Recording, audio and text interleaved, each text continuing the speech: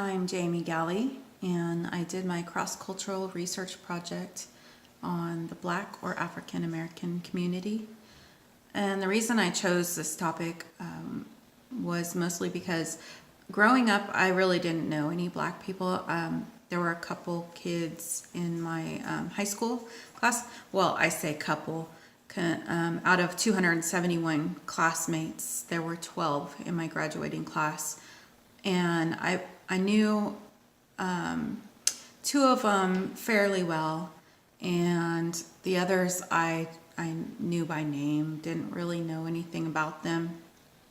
And I didn't really, I guess I did think about it at the time that it was, must have been difficult for them, but I really didn't put a lot of thought into it.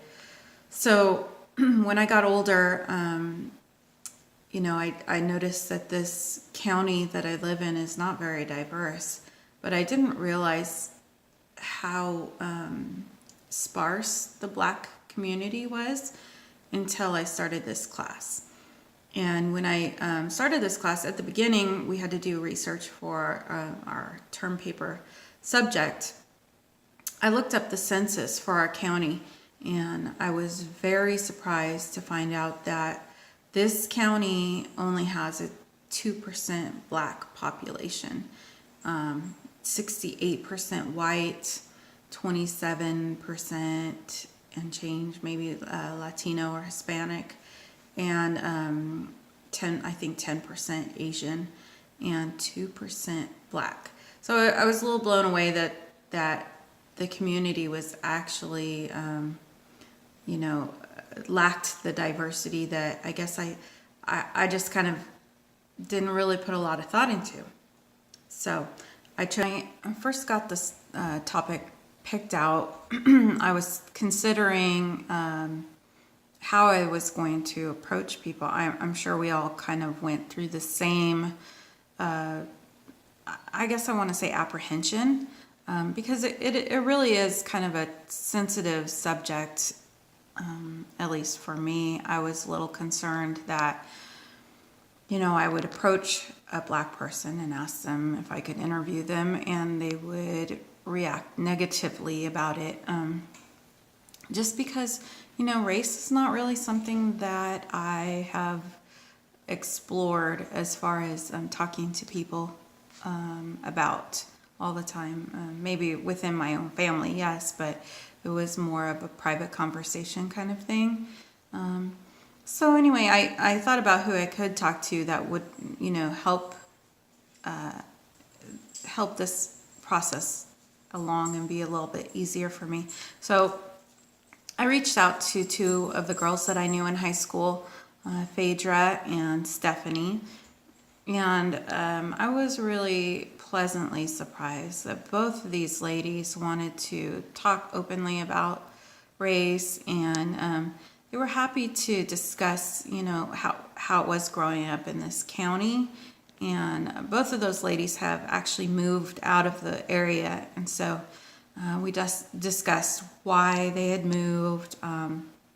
One of the things that really stuck with me that Phaedra said was that she wanted her daughters to have an opportunity to have a Black teacher, a Black doctor, and, just see other professional people who are Black, so that her daughter, had a sense that those things are attainable to her. And I totally get that point, and she's right. There is not a lot of Black professionals in this community because there's not a lot of Black people. So Phaedra moved across country to North Carolina, and she actually, has enjoyed the experience. She says, though, that she has actually experienced more racism there than she did here growing up. Stephanie actually said that she's experienced more racism too. And I think part of that is the community that she moved into. She left here and lived in Las Vegas for a little while, but then she moved to Utah, and she was living in Utah, and her kids were experiencing some negative stuff at school. In fact, her kids that were in, her twins that were in 7th grade at the time experienced, the little boy experienced a death threat, and the young girl was called the N-word. And so she did move, her and her husband moved to another community and where they found, a lot more. This project was actually really helpful in that it helped me reach out to some of the people that I work with that I don't really know. I know them in passing, hello, goodbye, but it really helped me sit down and talk to people. And one of the interviews that I included in my paper was from an engineer at work that I didn't really know very well. In fact, I guess he'd worked there for about 3 years, but I'd only really seen him around a couple times. I mean, keep in mind that there are 1,500 people that work out at the power plant that I work at. So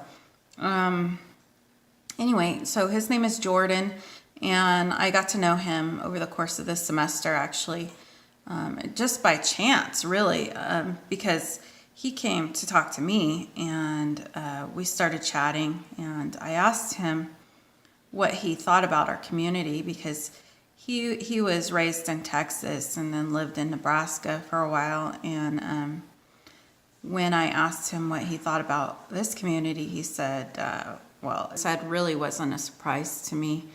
I already knew that this community wasn't diverse, and it was actually a good opening. So he sat down and talked with me for about 2 hours, actually, and we had a really good conversation about the community where he grew up and the community that he lived in Omaha, Nebraska, and the kind of things he ran into in this county.